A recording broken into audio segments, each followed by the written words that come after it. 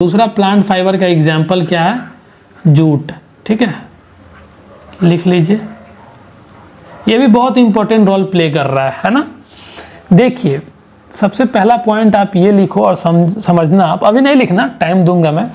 ये भी एक नेचुरल फाइबर है, टाइप ऑफ। कॉटन भी नेचुरल फाइबर था, लेकिन प्लांट से, किस प्लांट से पाया जाता था? प्लांट से पाया जाता था, कॉटन प्लांट से। ठीक है, ये जूट भी हम लोग का एक नेचुरल फाइबर है, एक टाइप ऑफ क्या है? टाइप ऑफ नेचुरल फाइबर है ना। Very good. क्या है? नेचुरल फाइबर है, जो कि ऑब्टेन्ड होता है। हम लोग को कहाँ से मिलता है भैया? हम लोग को कहाँ से मिलता है? Obtained from the stem of, from the stem of jute plant. ठीक है, जूट प्लांट के स्टेम से हम लोग को मिलता है। कैसे मिलता है, नहीं मिलता है, ठीक है, समझेंगे हम लोग, आराम से समझेंगे, एक एक चीज समझेंगे। ठीक है, पहले वीडियो पॉज करें, इतना लिख लीजिए आप। ठीक है बाबू, आई होप कि आपने लिख लिया होगा, है ना। देखो, इंडिया में वो ग्रोइंग की बात करी गई है। ठीक है, जूट प्लांट की ग्रोइंग किस सीजन में होता है इंडिया में? ठीक है, और कहाँ कहाँ इसकी ग्रोइंग अच्छी होती है जूट प्लांट की? ठीक है, इंडिया में क्या होता है? रेनी सीजन के टाइम में, बारिश के टाइम में इसकी ग्रोइंग करी जाती है। ठीक है, जूट प्लांट की। ठीक है बाबू, ये भी आप इंपॉर्टेंट बात है, इसलिए लिखवा दे रहा हूँ। जूट प्लांट की जो है ना ग्रो इन, ठीक है, इंडिया में ग्रो इन रेनी सीजन। किस टाइम में? बारिश के टाइम में। ठीक है, रेनी सीजन इन इंडिया। ठीक है, हमारे प्यारा भारत देश है ना, प्यारा भारत देश में कब उगाया जाता है? रेनी सीजन में। ठीक है, आइए, ऑल ओवर द इंडिया में क्या पूरे भारत में इसकी ग्रोइंग होती है क्या? नहीं, क्योंकि इसका भी कंडीशन चाहिए। ठीक है, इसकी ग्रोइंग के लिए 3 स्टेट का एग्जाम्पल मैं दे रहा हूं यहाँ पे। वेस्ट बंगाल, ठीक है, में इसकी ग्रोइंग अच्छी होती है। ठीक है, लार्ज स्केल पे। वेस्ट बंगाल के साथ साथ बिहार में, है ना, अपना बिहार, और असम। ठीक है, असम में ग्रोइंग होती है। ये क्या है? ये एग्जाम्पल है। ठीक है, ये स्टेट्स ऑफ इंडिया है। ठीक है, ये स्टेट्स ऑफ इंडिया है। ठीक है बाबू, भारत के इन 3 राज्यों में जूट की खेती जोरों शोरों से करी जाती है। ठीक है, वीडियो पॉज करें, इतना आप पहले लिख लीजिए।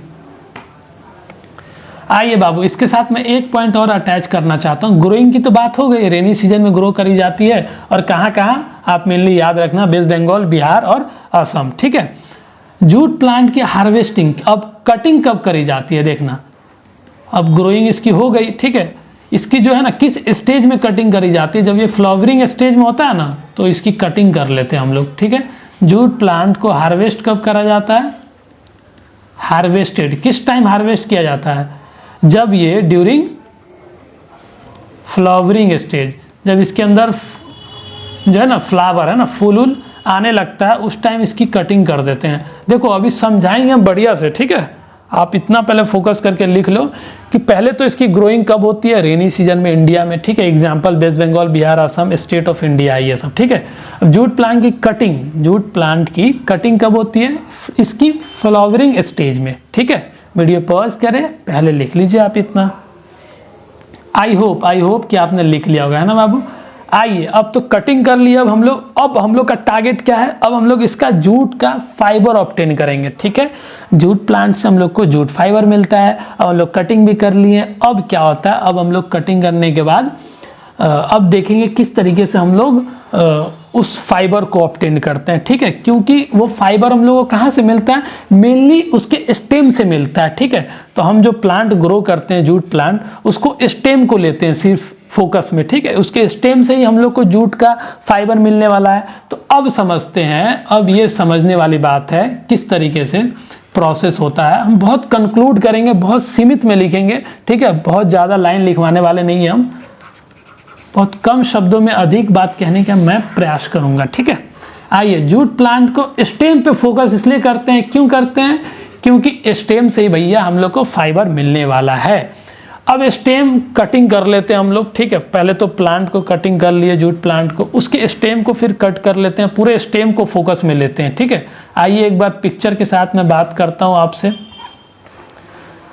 ये देखिए, ये जूट प्लांट है आपके सामने, ये जूट प्लांट है ना, ये इस सब पत्ता उत्ता सब हटा देंगे, इसका सिर्फ स्टेम लेंगे हम लोग काम में। ये देखो पतला सा है ना, कलर बदल के मैं दिखाता हूँ आपको, वेट एंड वॉच। ये देखो, ये जो पतला पतला पतला पतला सिर्फ इसी को काम में लेंगे, ये सब को रिमूव कर देंगे, ठीक है। ये सब वेस्ट मटेरियल है, या फिर खिला उला देंगे किसी को, ठीक है। सबको अलग कर देते हैं और इसको सिर्फ काम में लेंगे, इसको एक जगह कलेक्ट करके रखते हैं, ठीक है। चलिए हम लोग अब तक रख लिए हैं कलेक्ट करके।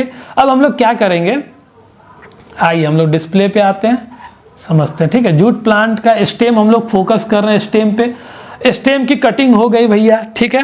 अब इस स्टेम को ढोकर, है ना, एक जगह से कहाँ लेके जाएंगे, अब हम लोग पानी का तलाश करेंगे, ठीक है। पानी का तलाश इस सेंस के लिए करेंगे क्योंकि हम लोग को इसको इमर्ज करना है, ठीक है, पानी में रखना है इसको कुछ दिन के लिए, ठीक है। आइए पहले लिखते हैं इमर्ज्ड।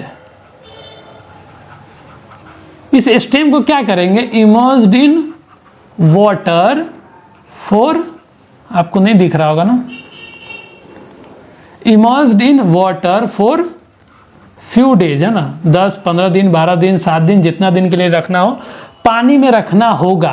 पानी में इसलिए रखना होगा भैया क्योंकि जब ये सर गल जाएगा तो हाथ से हम लोग इसके ऊपर से जो क्या है, उसके मतलब स्टेम के ऊपर से इस फाइबर को सेपरेट कर लेंगे हाथों से, ठीक है। इसलिए इमर्ज, एक वर्ड है इमर्ज, मैं समझा रहा हूँ इमर्ज का क्या मतलब है, ठीक है। थोड़ा वेट करो आप। अब हम लोग स्टेम को कैरी करके ले जाएंगे कहाँ पे, पानी ढूंढेंगे। हम लोग की तरफ पोखर रहता था, छोटा सा पानी, है ना, गड्ढा जेसीबी से खना हुआ था, तो उसमें पानी जम जाता था, तो हम लोग उस टाइम जो है ना जाते थे साथ में, है ना, अंकल के साथ, सब लोग के साथ जाते थे।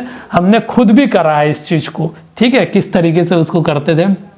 और स्टेम क्या होता था, पानी में जाते थे हम लोग, स्टेम को रखते थे, स्टेम ऊपर ना आ जाए, ठीक है, इसके लिए हम लोग पत्थर भी रखते थे। झामा सुनते हो, मतलब बहुत बड़ा पत्थर को झामा बोलते हैं।